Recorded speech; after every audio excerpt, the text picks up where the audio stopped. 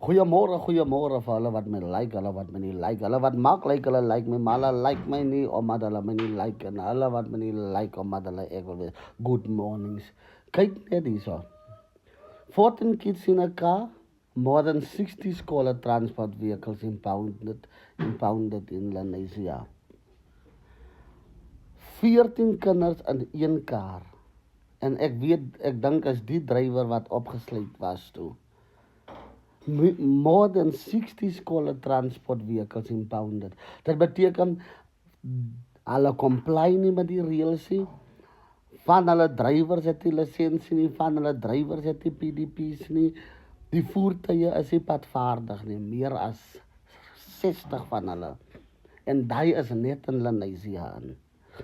As hierdie veld tog reg oor die land begin plaasvind, dan kan jy begin sê jy kry vertroue in die minister van transport en dit moet nie net hierdie kort tydjie wees omdat daar kinders is wat nou begrawe moet word. 14 kinders wat in Vanderbijlpark hulle lewens verloor het nie. Hierdie moet wees omdat ons weet die verskil tussen wat reg is en wat verkeerd is. Dis belangrik.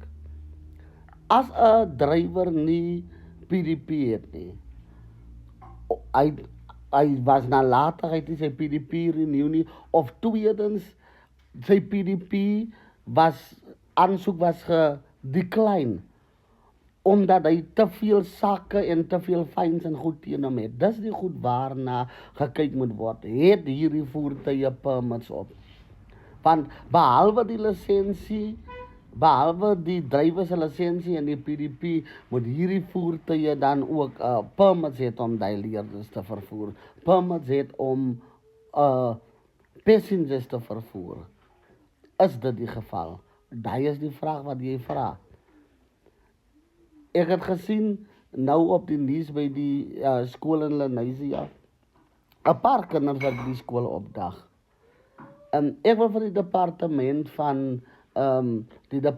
van onderwys vra, hoekom kom julle nie weer by die plek waar government involved is met die vervoer van kinders na die skool toe, waar hy kinders gesubsidieer word en government maak seker dat die voertuie wat hy kinders vervoer is op 'n gereelde basis by die put om vir 'n padvaardigheidstoetse te gaan. Daai is belangrike goed. Ek wil hê ons moet hierna kyk en weet hierdie moenie nog 'n oomblik wees waar van die volgende 2 weke is daar nou roadblocks oral, want almal se fokus is op die Vanderbijlpark ongeluk en na die dag keer dit maar weer terug na normaal toe. En ek wil vir julle vra, laat ons druk sit op die government. Laat ons druk sit op die Department of Education. Laat ons druk sit op Department of Transportation. Want hierdie mense, ons kan nie net die drywers accountable hou nie. Die nalatigheid van hierdie mense moet ook nagekyk word in hierdie gevalle. Kinders verloor hulle lewens. Ons sê genoeg is genoeg. Te veel kinders het gesterf, te veel kind het sy lewe verloor voor die tyd, nie as gevolg van God se wil nie, maar as gevolg van iemand se nalatigheid. Hierna moet gekyk word, en I thank you, as het alright saam met u saam.